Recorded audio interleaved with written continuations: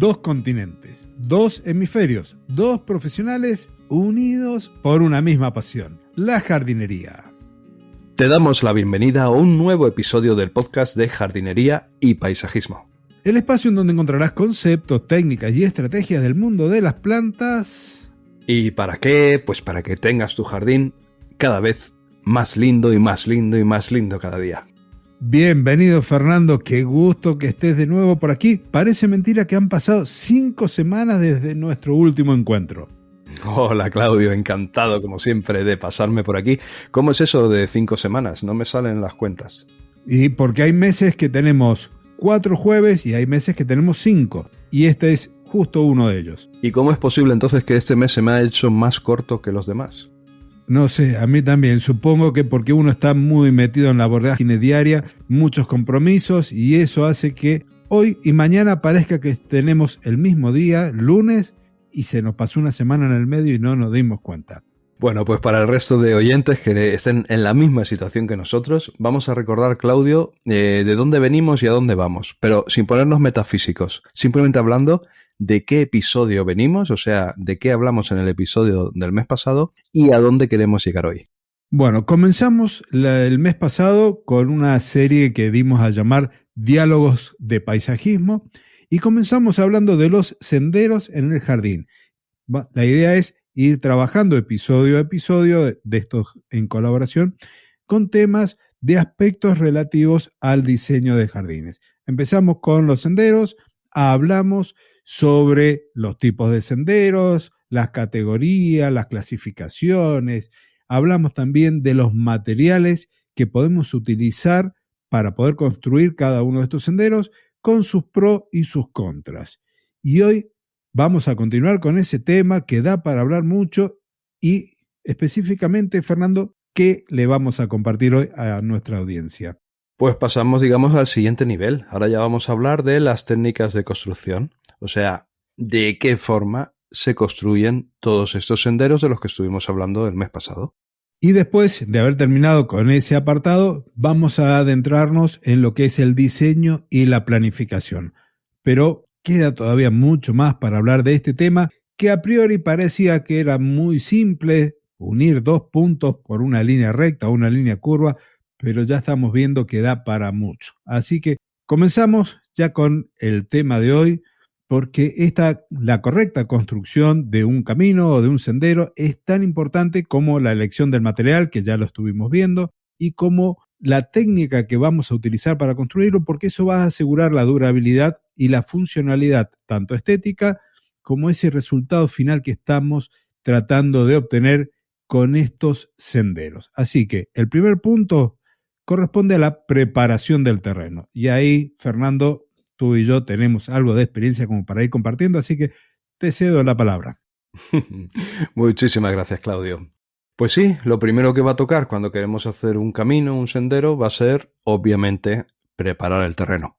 Porque, por desgracia, no va a estar el terreno tremendamente en tremendas condiciones para comenzar, sino que algo tendremos que hacer.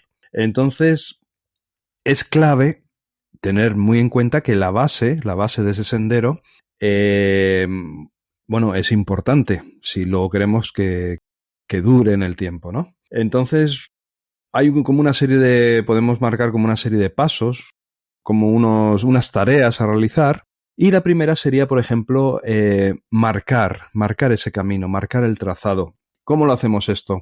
Pues podemos utilizar unas estacas y unas cuerdas. Yo en mi caso suelo utilizar clavos que tienen unos 20-25 centímetros, que utilizo para otras cosas, son clavos que suelo utilizar para borduras y tal. Pues todo lo que me va sobrando lo voy guardando y luego me resultan muy útiles para marcar los caminos. Y utilizo hilo de construcción, cuerda finita. Me gusta de colores, amarilla, roja, para que se vea bien, no la típica blanca que usan en la construcción. Pero también hay un recurso que no se suele utilizar mucho, pero es muy útil, que es utilizar mangueras, porque la manguera permite ir colocando, si es una manguera que está bastante nueva, no la manguera que tenemos hace 15 años, que ya es muy rígida y no permite crear ondulaciones, ¿no? pero una manguera que esté en buenas condiciones permite dibujar el sendero de una forma muy cómoda y muy fácil. ¿Cuál sería, Claudio, entonces, lo que podríamos decir el segundo tema? Sí, yo quiero acá comentarte, me gusta muchas veces usar la manguera de jardín, como dices, esa que está nueva, que es bien flexible, pero luego después ayudarme con un poco de cal para dejarlo ya como dibujado en el terreno, porque hay que ir haciendo otras actividades, como por ejemplo retirar todo ese material vegetal que tenemos allí, césped puede llegar a ser en algún momento, para poder ir siguiendo los pasos que van a tener que ver con la nivelación, con la compactación, bueno, con todos esos pasos.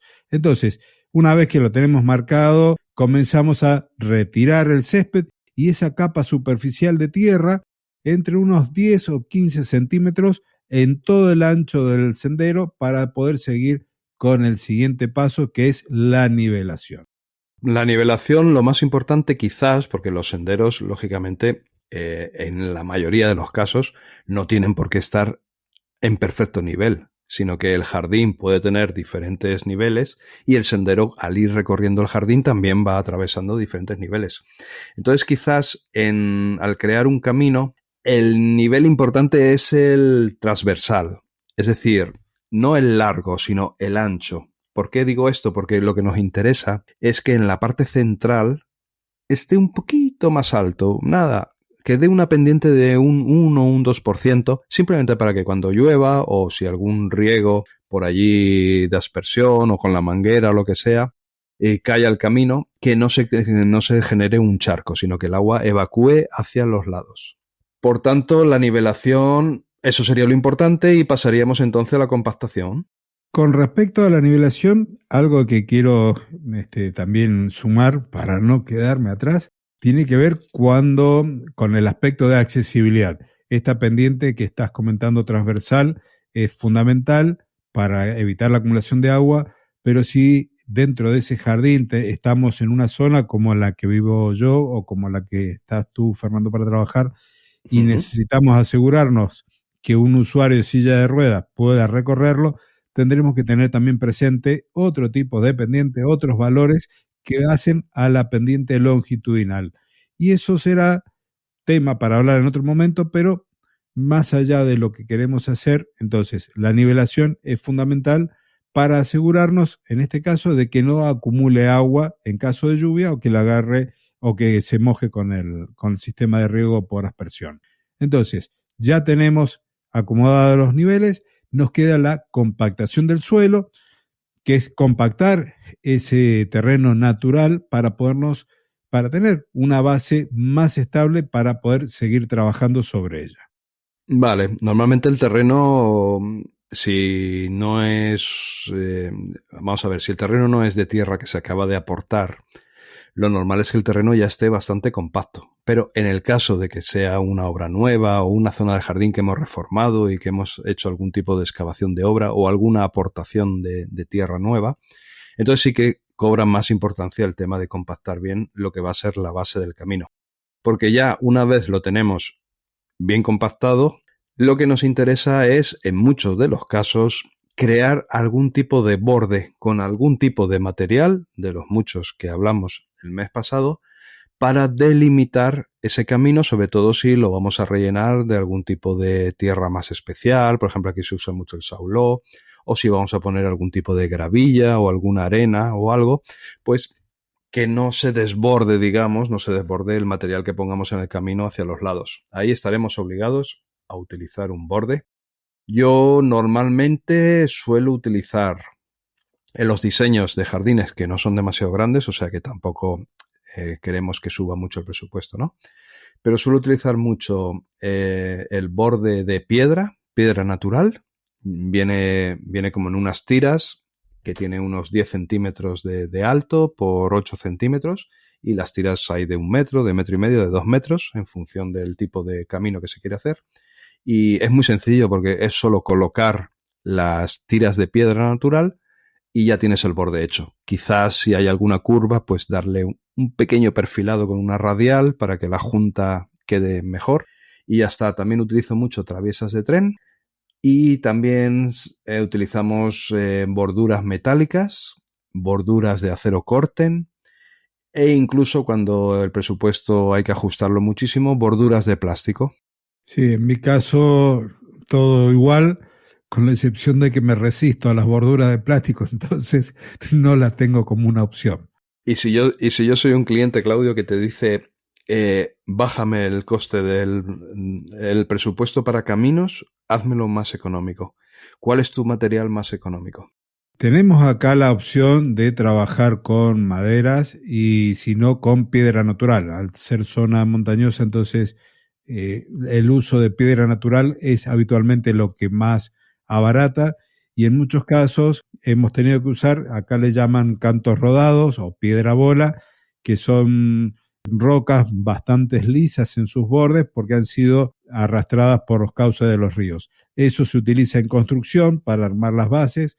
De aquí la construcción es antisísmica, entonces es un elemento muy común en las obras y muchas veces sobra y entonces recurrimos a ese tipo de material para poder marcar las borduras. La piedra bola o canto rodado es el material por ahí más accesible para una construcción, sobre todo cuando es obra nueva. Uh-huh. Muy bien. Bueno, pues si quisiéramos, a ver, con lo que hemos hablado ahora ya tenemos un camino hecho, ¿vale? Si queremos ir rápido y si queremos ser sinceros también, digamos que normalmente es así como se hace el camino y ya está. Pero si queremos ir a un nivel superior, sobre todo si vamos a construir un jardín, pues, por ejemplo, para un hospital, o sea, lugares donde ya es muy importante que el camino sea de sobresaliente. Entonces ya tenemos que empezar a hablar de los sistemas de drenaje. Tú, Claudio, ¿qué puedes comentar a nuestros queridos oyentes sobre cómo crear un drenaje para un camino? Y mirad, hemos ya retirado material del jardín para marcar este sendero. Lo primero que tenemos que asegurarnos es un buen drenaje. Entonces vamos a tener varias capas. De abajo hacia arriba, la más profunda, lo ideal sería colocar una capa de grava gruesa dentro de lo que es la base de ese sendero, que podría ir entre los 5 y los 10 centímetros. Eso va a asegurar de que no haya retención de agua ahí y que pueda ir a profundidades mayores. Hacia arriba ya tendremos el geotextil, del cual hay mucho también para elegir. Vale, y una vez ya tenemos el geotextil, ya podemos colocar el material que hemos decidido o definitivo para el camino. Entonces, volver a repetir, importante, las pendientes, dejar pendientes desde el centro hacia los lados, un poquito, pero un poquito, casi imperceptible, simplemente para que evacúe bien el agua. Y podemos encontrarnos en situaciones un poquito más especiales, ¿no? Podemos tener que hacer caminos donde hay una pendiente bastante importante y donde ya intuimos que cuando llueva fuerte se puede generar un problema. ¿Qué se hace entonces? Pues se crean drenajes también transversales. O sea, imaginemos un camino de 10 metros de largo, pues a lo mejor va a depender de muchas cosas, ¿no? Va a depender de las condiciones del terreno. Pero para entendernos, a lo mejor cada 3 metros, cada 5 metros, creamos un drenaje transversal.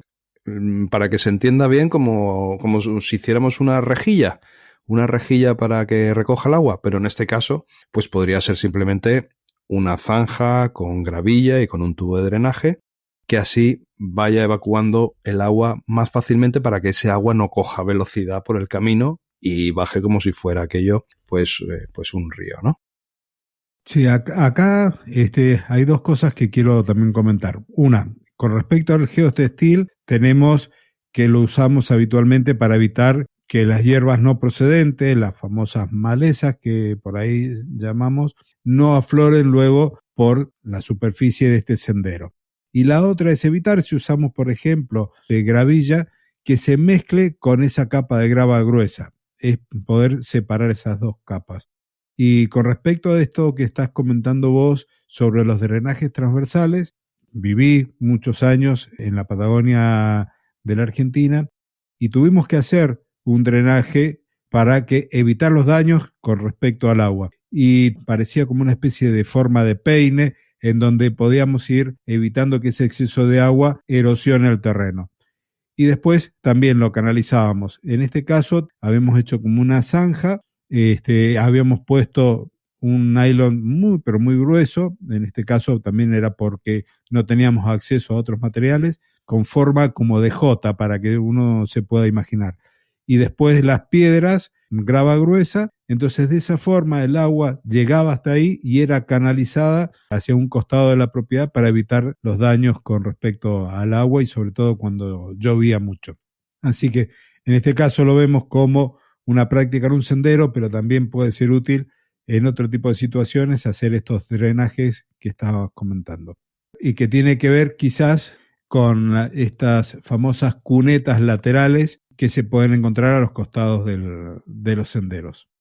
Sí, es muy habitual también en algunos caminos encontrarnos como un semicírculo, en muchas veces incluso de hormigón, de cemento, para recoger el agua. O sea, el sendero evacúa el agua hacia los lados y es por esa cuneta, por ese canal, por donde ya el agua discurre hacia donde se haya diseñado que tiene que discurrir para que no ocasione daños en el jardín o no ocasione derramamiento de material, de tierras o de gravas en zonas no deseadas. ¿Vale? Pues luego, teniendo en cuenta el material que queramos colocar en nuestro camino, pues va a tener una forma de colocación u otra. Van a ser necesarias unas técnicas u otras. Por ejemplo, un camino muy habitual aquí es el camino de gravilla, porque sale más económico que otros caminos. Es mucho más rápido de crear y luego, bueno, pues es bastante útil, ¿no? Entonces, en ese caso, cuando hablamos de crear un camino de gravilla, si ya hemos preparado bien el terreno, por supuesto, si teníamos suficiente presupuesto, también hay que reconocer, nosotros al estar haciendo un episodio del podcast tenemos que comentar cómo se hace bien, pero en la práctica ya sabemos que a veces no hay presupuesto para hacerlo todo perfecto y no se preparan los caminos con esa base de drenaje, no se hacen esa serie de acciones que serían muy necesarias. Pero bueno, imaginemos que sí se ha hecho, se ha puesto una capa de drenaje, entonces ya hemos puesto el geotextil, entonces ya sí que solo tenemos que colocar unos 3-5 centímetros del material definitivo, el que se va a ver, porque digamos que este ya cumple una misión más decorativa, más práctica, pero ya no es tan importante su misión en cuanto a estabilidad, en cuanto a drenaje, sino ya es como la capa final, ¿no? Yo muchas veces incluso llego a los 7 centímetros. Doy un poquito más de grosor por si, bueno, para que no se vea el geotextil. Entonces, bueno, esa capa de gravilla se puede compactar un poquito si queremos, muy poquito, no es muy necesaria. Y también, bueno, muchas veces también se suele compactar la capa intermedia, o sea, los primeros 3 centímetros se compactan un poquito y la capa de arriba se deja más sueltecita sin compactar para que quede más natural. Otro de los elementos que también hemos visto para la confección de los senderos son las losas o las baldosas. En este caso, también se va a preparar como una cama de arena que puede ir entre los 3 y los 5 centímetros. Esto lo hacemos arriba de ese geotextil para evitar también que se percole este material entre medio de la grava gruesa y que todo el efecto drenante se pierda. Para después, sobre esos 5 centímetros de arena, vayamos a colocar una a una las losas. Lo que vamos a ir asegurándonos es que cada una esté nivelada y que sea estable frente a la presión o cuando se transite sobre ella. Para la instalación se suelen utilizar unas juntas de mortero en el cual se prepara una mezcla de cemento y arena en una relación de 1:3 y con eso se va rellenando las juntas. Y de luego, entonces, si nosotros en realidad lo que queríamos era tener juntas vegetales, se va a rellenar con tierra y se van a colocar semillas de césped, por ejemplo, o se plantarán algunas especies rastreras y en algunos casos se puede utilizar musgo. Cuando ya hablamos de hacer algún tipo de camino con tarimas de madera, aparte de que ya encarece un poquito, también se complica un poquito más la instalación. Lo bien hecho, al menos aquí, lo que concebimos como bien hecho es crear una base de hormigón todo el camino. o si el camino es un poquito más ancho, ya lo podemos incluso considerar como una zona de estar, un poco de terraza. Es muy habitual que se recomiende en un inicio crear una base de hormigón, pero esto es caro, claro. La base de hormigón ya tiene un coste y luego además le vamos a poner encima la madera, que tiene otro coste muy importante. Entonces, otra manera de hacerlo, para ahorrarnos tener que crear esa base de hormigón, pero siendo muy conscientes de que la madera no puede tocar el suelo, no puede tocar la tierra, ha de estar aislada. Entonces, otra manera de hacerlo es colocar como una especie de postes. Imaginémonos las patas de una mesa. Pues se trata de colocar postes de madera tratada, madera que pueda estar en contacto con el hormigón, porque se anclan con hormigón al suelo. Y insisto, imaginémonos una mesa, pero una mesa muy larga, con forma de camino y con miles de patas, ¿no? Pues se van creando así los pilares de madera. Encima de esos pilares luego se colocan unas tablas de madera, unas vigas, y sobre esas vigas es donde van a ir fijadas las tablas de tarima. Y un error muy habitual, muy de novato, y que a partir de ahora ya nadie va a cometer, porque para eso lo estamos comentando, es que hay que dejar espacios entre las tablas de la tarima, porque en las diferentes épocas del año la madera dilata. Y si dejamos la junta muy pequeñita, luego se juntan, se levantan y vienen los problemas. Sí, que además de la dilatación propia de la temperatura, muchas veces la impermeabilización empieza a fallar, empiezan a absorber agua y empiezan también a aumentar de tamaño. Y con el agua, algo que también es un error por ahí de novato, como mencionabas, es que nos olvidemos de utilizar tornillos que sean inoxidables, porque ha pasado que los tornillos con la acción del agua de lluvia o el riego, si moja los senderos, terminan oxidándose y después se rompen y el trabajo termina desluciéndose al poco tiempo. ¿Y cuál es el problema de los tornillos inoxidables? ¿Sabes cuál es? Pues que son muy caros, son más caros, pero no debemos caer en la tentación de ahorrar en ese sentido, ¿verdad? Lo barato sale caro, decía mi abuela. Ahorrar a veces hay cosas en las que no se puede ahorrar. Como por ejemplo las herramientas. Cuando estamos trabajando no podemos ir a comprar la más barata como para salir del paso, porque al final o el trabajo sale mal o se rompen muy rápido. Y hablando de herramientas, tenemos un listado de herramientas básicas que vamos a necesitar si vamos a hacer este tipo de trabajo, como por ejemplo la pala, el rastrillo, una carretilla o engarilla, como le decimos acá, un nivel, las cuerdas, las estacas o los clavos estos de 20 centímetros.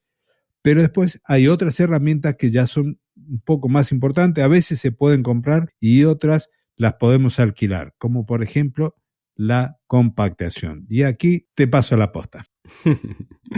Ahora que hemos llegado al apartado de herramientas, le hago un guiño a mi padre, porque me acuerdo de cuando yo era pequeño, cuando era un niño. Mi padre estaba muy ocupado, se dedicaba a la construcción de apartamentos, de casas, y bueno, era más bien promotor, no tanto como constructor, sino promotor. Estaba muy ocupado, entonces cuando había que hacer algo en casa, alguna reparación, alguna mejora o algo, siempre lo improvisaba, o sea, no era que lo tenía ya pensado desde la semana anterior, sino que de repente a lo mejor llegaba un domingo por la mañana y se había decidido que no había nada que hacer, ningún compromiso, ninguna cosa. Y dice, venga, ideal, vamos a empezar a trabajar. ¿Y qué ocurría? Pues que no tenía nada preparado, o sea, no tenía la herramienta necesaria para hacer el trabajo. Imagínate que, por ejemplo, teníamos que clavar clavos con el nivel, porque no teníamos martillo. O atornillar tornillos con un cuchillo, porque no había traído destornilladores del almacén, de la nave.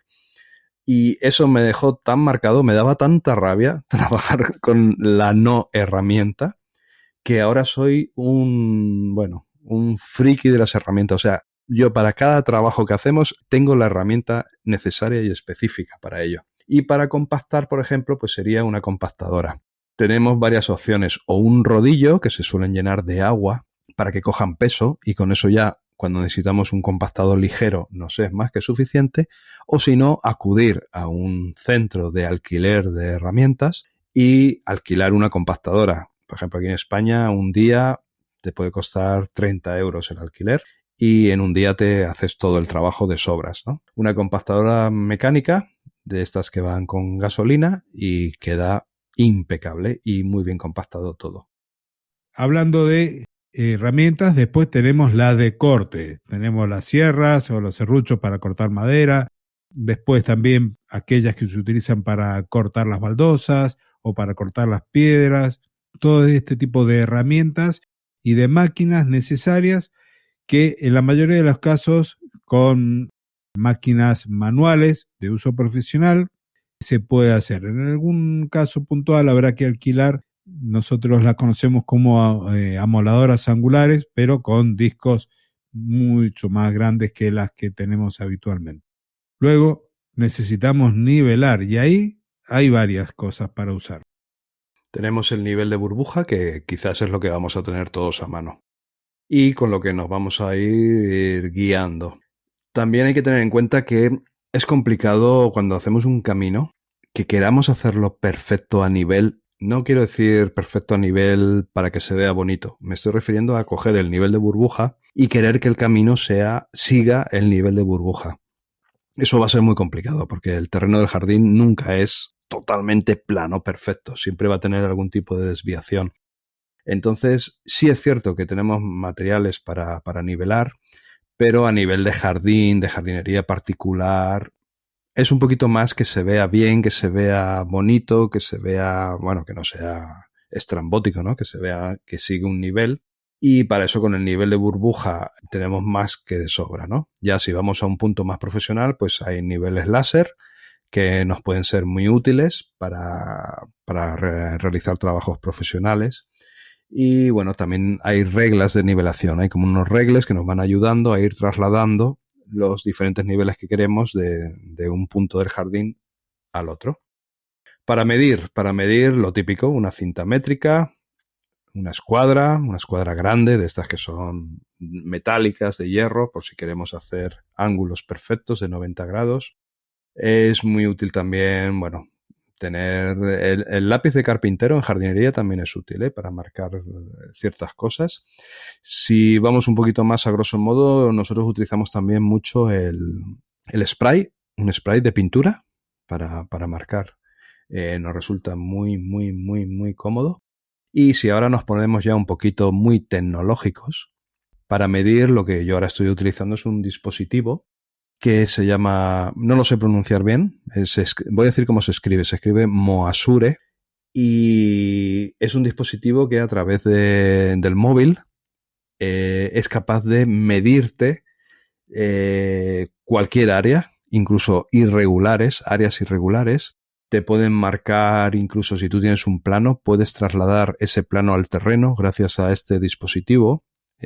Usa geolocalización o algún tipo de esta tecnología similar, pues la tienen patentada, o sea que es algún invento que han hecho basado en la geolocalización, y la verdad es que va de maravilla. El aparatito es carito, aquí en España cuesta 800 euros, pero claro, si eres jardinero, diseñador y paisajista, yo ya lo considero que es un imprescindible.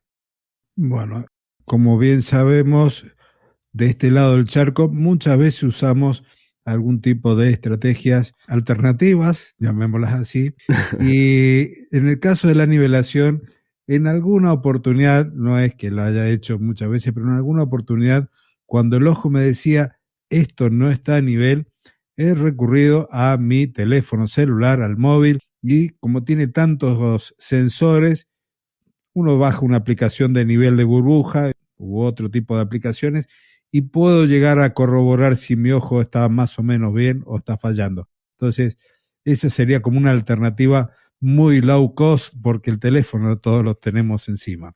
Y con respecto a la parte de medición que hablabas de la cinta métrica, de la escuadra, hay algo que aprendí de un albañil, la regla del 3-4-5, que no sé si la conocés, Fernando. No. Tomas, por ejemplo, 3 cuerdas, una de 3 Ajá. metros, una de 4 y una de 5.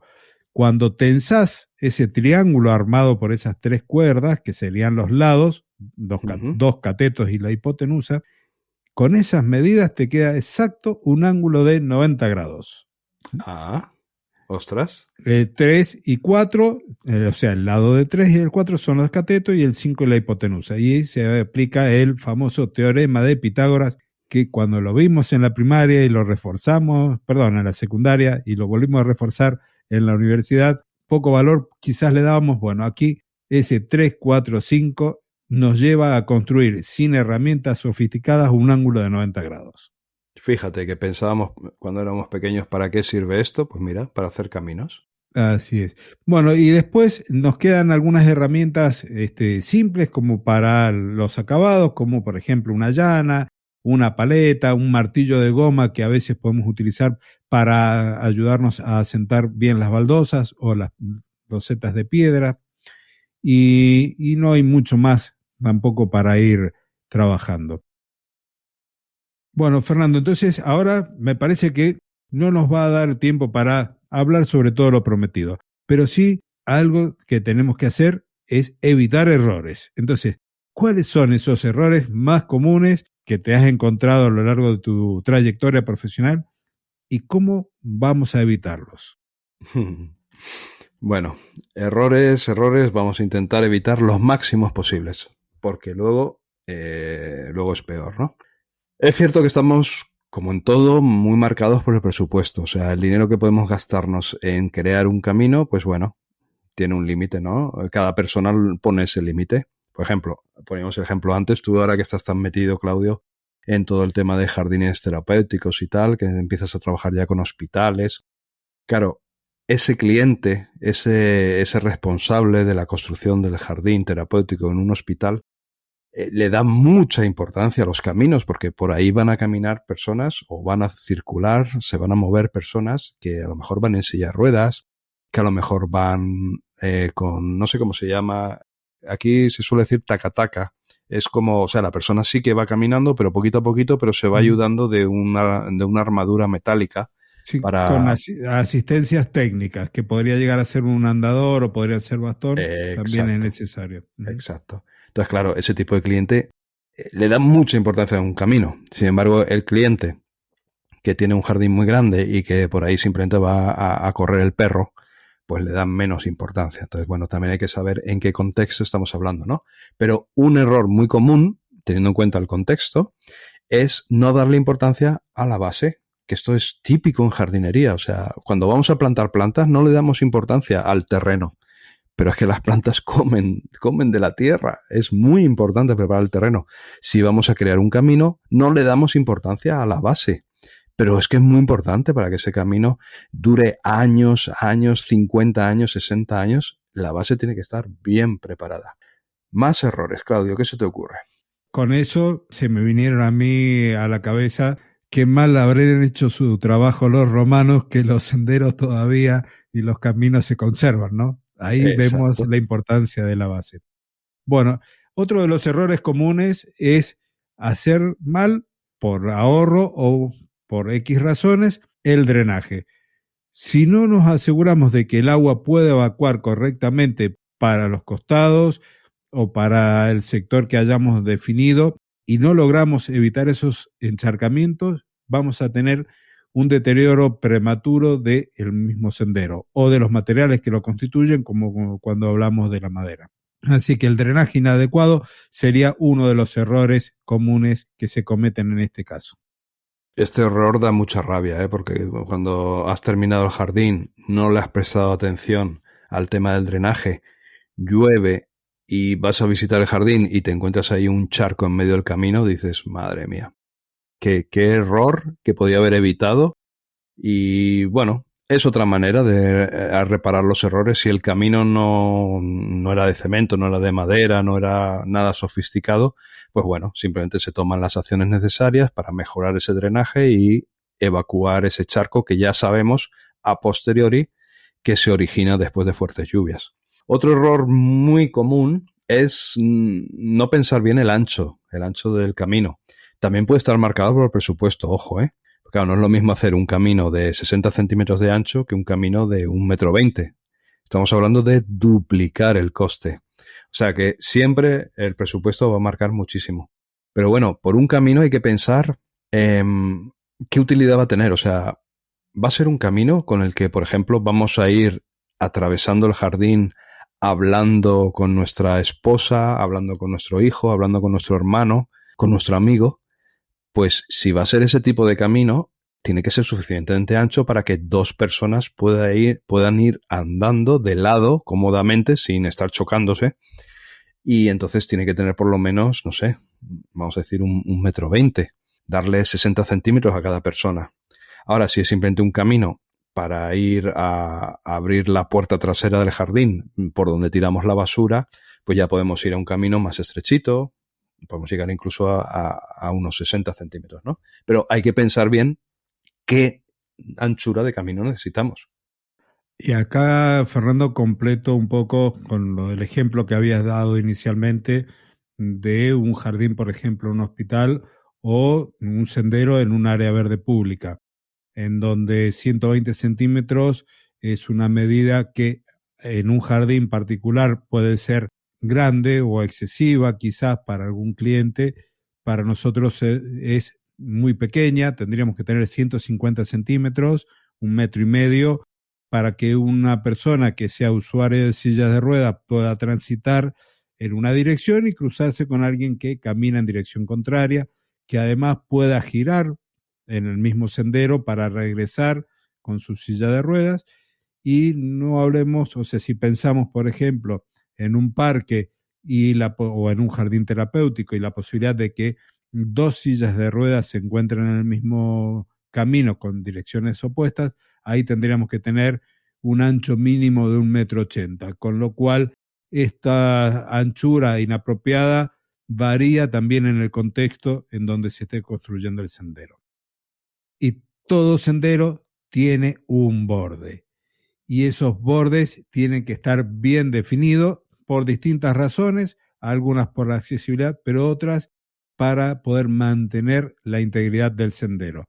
Entonces, definir bien los senderos es fundamental. Para ello recurriremos a los elementos adecuados para la contención y de esta forma mantenemos esa integridad a lo largo de los años. Uh-huh. Sobre los bordes hay un material que he usado muchas veces, una vez más, para ahorrar, que es el plástico. He utilizado plástico para hacer los bordes y mi experiencia es negativa. Aparte de que sé que voy a tener tu apoyo, Claudio, que tú todo lo que sea quitar plástico del jardín botas 100%, pero no es solo por eso, no es porque estemos poniendo plástico en el jardín, es porque con el calor, con el frío, con el paso del tiempo, el plástico se estropea, se rompe, no da buen resultado. Puede parecer muy económico, solución muy rápida, fácil de instalar, pero a largo plazo que a lo mejor estoy hablando de 2 años, en 2 años ya es un desastre. Y bueno, si te planteas cada 2 años cambiar el borde, pues entonces es una buena opción. Pero si eres de las personas que quiere hacer un trabajo y una vez hecho ya está, olvidarse por lo menos 15 o 20 años, ya estar tranquilo, ya pensar que esa etapa ya pasó, pues el plástico no es el material más adecuado. Por eso hay que pensar muy bien y seleccionar muy bien los materiales para evitar que sean materiales inadecuados o que no sean prácticos para nosotros, vamos. Otro de los temas a considerar son las pendientes, que no deben ser excesivas, y aquí tenemos por varias razones. Una, por el hecho de que frente a una lluvia no terminen siendo como un cauce de un río para evacuar el agua del jardín con la consecuente erosión, y por el otro lado, para que sean accesibles para todas las personas. Dependiendo de la longitud de este sendero, podemos tener pendientes del 5, del 6%, como para un usuario autónomo de silla de ruedas. Si no es tan extenso el sendero, podemos aumentar a un 8% también esa pendiente. Y en algunos casos, si no hay personas que necesiten, por ejemplo, transitarlo con un andador, con alguna ayuda técnica, podemos recurrir, a la incorporación de escalones si es necesario. Vale, y para cerrar, no sé, se me ocurre un último error, salvo que a ti luego se te ocurra otro, Claudio. Y es algo bastante típico, que quizás es no haber diseñado bien el camino y crear curvas demasiado cerradas. Una curva demasiado cerrada no solo puede llegar a resultar incómoda, que bueno, si resulta incómoda, pues bueno, nos aguantamos, ¿no? Lo hacemos y ya está. Pero es que además puede ser improductiva, porque seguro que alguna vez, en algún momento de tu vida, Claudio, en algún momento de la vida tuya, querido oyente, seguro que has visto el típico camino que hace una curva sin mucho sentido, demasiado cerrada, y entonces ya se ve, por ejemplo, si ese camino está en medio del césped, ya se ve que la gente ataja, o sea, no usa el camino, no hace la curva, y ya se ve el césped desgastado, indicando cómo tendría que haber sido el camino en realidad para que fuera práctico. ¿A ti te ha pasado esto, Claudio? Sí, y reciben el nombre de el sendero o el camino deseado. Y lo he visto también en muchos parques, en algunas plazas. De hecho, aquí en Mendoza, de la plaza principal, tiene que le han puesto luego pavimento muchos de estos senderos del deseo, porque la persona, en lugar de hacer todo el camino con esa curva suave y natural, corta por lo sano, atraviesa el jardín para ir del punto A al punto B sin disfrutar de la estética del lugar y lo que se había buscado. Así es. Muy bien, Claudio, pues más o menos lo que hemos intentado explicar el mes pasado es que para realizar caminos o senderos hay una serie de materiales. Y lo que hemos intentado explicar hoy es que esos materiales se colocan de una cierta manera y que hay que tener muy presentes ciertas cosas. Por tanto, siguiendo un poquito los consejos o lo que hemos comentado y sacando cada uno sus propias conclusiones, podemos llegar a estar bastante capacitados para construir un camino, un sendero en nuestro jardín, en el jardín de nuestro cliente o donde queramos hacerlo. El mes que viene, entonces, ¿en qué nos embarcamos? Ya en un aspecto mucho más del diseño paisajístico, del arquitecto paisajista, del paisajista o del jardinero paisajista, porque vamos a entrar entonces ahora sí, lo que nos quedó pendiente, en lo que es el diseño y la planificación de un sendero, porque vamos a hablar sobre el análisis del espacio, cómo vamos a evaluar el terreno, qué cosas tenemos que estar identificando para poder lograr que ese sendero, más allá de que sea un elemento atractivo en el jardín, cumpla con un montón de otras funciones. Así que para dentro de un mes, en nuestro próximo episodio en colaboración, hablaremos de diseño, de planificación y alguna que otra cosita más. Muy bien, Claudio, pues hemos llegado al final del episodio y aprovecho para dar un abrazo bien grande, como siempre, a todos los oyentes. Muchísimas gracias por estar ahí, al otro lado, porque si no, se nos quedaría un poco cara de tontos hablando tú y yo solos para nadie. Entonces, muchísimas gracias, como siempre, por vuestro apoyo, por vuestras valoraciones, vuestros comentarios y vuestro cariño, que lo sentimos y mucho. Así es, muchas gracias también por esos comentarios amables que nos dejan en las distintas plataformas. Te invito a que si este tema te genera alguna inquietud, tenés alguna consulta puntual que nos quieras hacer, que nos las hagas llegar por correo electrónico o a través de los comentarios del mismo episodio, para que dentro de un mes, cuando volvamos a retomar el tema de los senderos, junto a Fernando, aclaremos esas dudas y sigamos avanzando en esto que tanto nos gusta, que es los jardines, la jardinería y el diseño de estos espacios verdes. Pues lo dicho, un abrazo bien fuerte y con senderos o sin senderos, a disfrutar del jardín lo máximo posible. Muchas gracias, Fernando, por haber estado nuevamente aquí, por haber compartido tu experiencia y muchas gracias a ti, oyente, que estás del otro lado. Y cerramos, como hacemos habitualmente este episodio, con 2 continentes, 2 hemisferios, 2 profesionales unidos por una misma pasión, la jardinería. Hasta el próximo jueves. Adiós. Adiós.